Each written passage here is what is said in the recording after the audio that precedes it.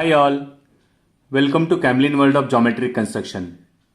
Today let us learn how to draw tangent to a circle. We would need compass, well sharpened pencil, scale, set square to cross check whether we have drawn the tangent correctly or not. Okay, let us begin. Whenever starting construction, we should be well prepared. See, I have taken well sharpened pencil so that I would not need to sharpen it in between. Okay. Then let us check our compass. It should be not loose, neither too tight. This is comfortable, so I can easily adjust the distances as I need. Okay. I shall fix the pencil. These two edges should match. You can see it clearly. Okay. These two edges should match. I have screwed it tight. Okay, make sure it does not move. Okay, we are ready now. Let us begin with drawing a circle. First thing first, whenever we draw something, whenever we are using our compass, make sure that this point does not move.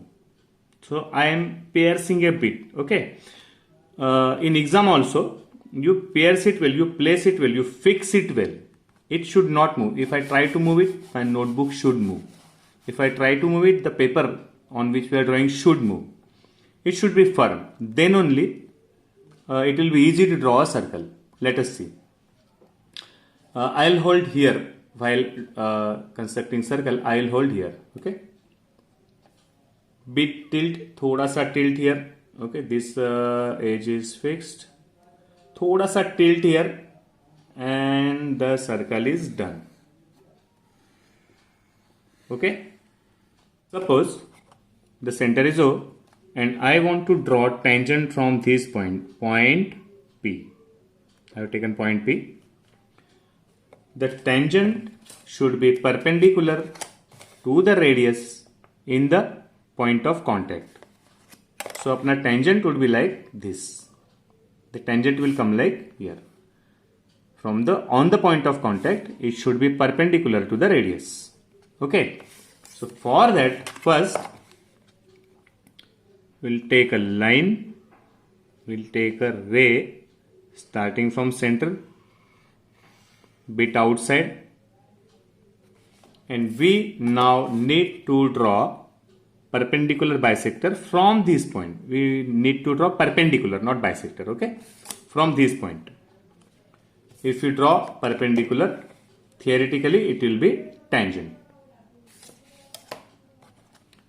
Again, I want to draw perpendicular from here.